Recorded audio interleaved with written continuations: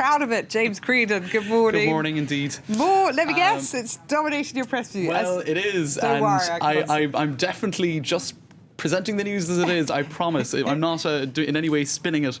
Let's have a look at the front page of L'Équipe, which is leading with the question that angers.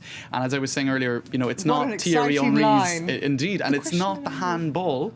It's the fact that Raymond Domenech should go, as far as they're concerned.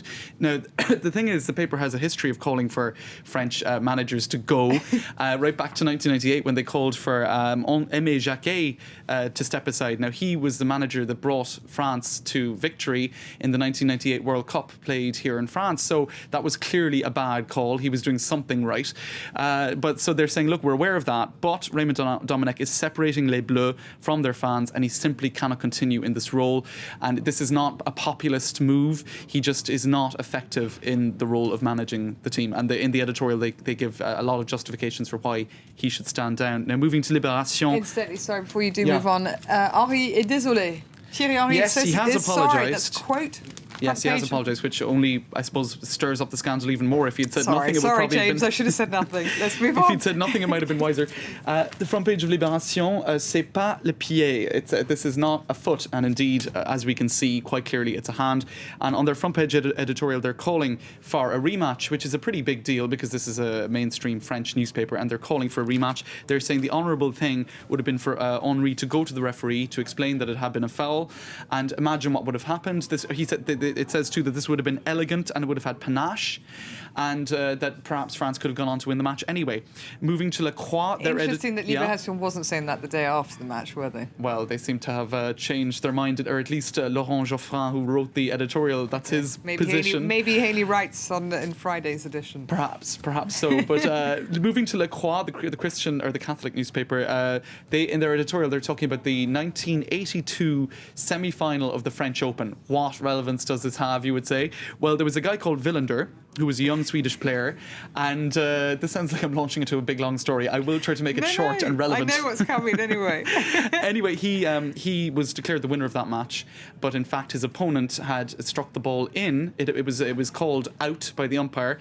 Wilander set the umpire straight, and he still went on to win the match anyway. And what's more, went on to win the final and win the French Open that year. Where did you dig that one up from, James? The editorial of La Croix, and okay. So they're saying this is an example of fair play, and that's sort of perhaps the standard by which. I mean, it's worth poor old Thierry Henry. I mean, poor old. I'm very sorry. I'm with the Irish on this one, but it's going to ruin his career. Well, it's certainly going to ruin his career unless France does indeed win the World Cup. Right. And also, I mean, I don't know many people who said, "Oh, my bag, I touched it." It's a bit like so when you go to a cash point and all this money shoots out at you. Right. You can get away with it. Maybe. Yeah, it could stick to his reputation. But I suppose a lot of people have been saying too that there were some bad decisions made by the referee, which were against the French side. There were a number of fouls. He was Dutch or something, was he? He was Swedish actually, and there was one foul in particular in the penalty box which the referee missed as well. So the French are pointing that out, that there were mistakes made which favoured or didn't favour both sides. So it sort of balances out.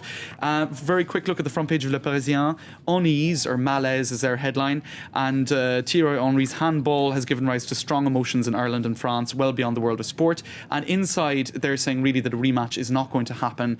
FIFA, they're just not going to. The only way it could happen really is if the French Football Federation supported the Irish call for a rematch, and that's really highly unlikely. Now, very quickly, because I want to move on to other things too, the front page of François, which is here.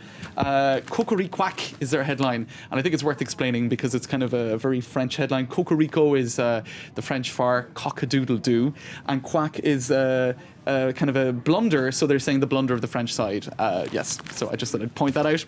Now, moving to other matters which aren't dominating the front pages, actually. Le Figaro, Herman Van Rompuy. He's the first president of the European Council. And France, so they're talking about France's strategy in terms of having him nominated, and they're saying really, he's quite an uncharismatic character, really. So how is it that he was chosen? And Nicolas Sarkozy has said he was not a choice by default. But the thing is, Paris had initially supported Tony Blair from 2007. They kept that pretty stum though, didn't they? Yeah, and up until October. But in any case, it looks like Belgium, Luxembourg and the Netherlands, Benelux as they are known as, opposed the choice of Tony Blair or his candidacy. Only them? Well, they were the ones who led the charge against Blair. Germany in the end as well, exactly. And so in any case, the importance for Sarkozy was to stand side by side with Germany in whoever was nominated. And so that was how the choice of Rompuy came up. And then Catherine Ashton, how was she chosen? Well, basically, it looks like Brown said, if you've dropped Tony Blair, we need somebody, to be nominated. A Brit should get some job if you've let us down this badly, and that's how she got the position. Also, the fact that she's a woman, I suppose, because there is this. James. Well, no, but they did very strongly say that they need to have half. Female candidates go forward for the job. Anyway, so that's that. Thank you very much for that. No, I've got to stop you there. Right. That's it. We've run out of time. So much football, so little time. Yes, indeed. Thank you very much for that, Thanks, James. James will be back in a couple of hours with the International Press View, if you do want to stay and watch that. In the meantime, 7:15, quick reminders from the main international news headlines we're covering for you. You just heard it then, the Press View. The EU's Lisbon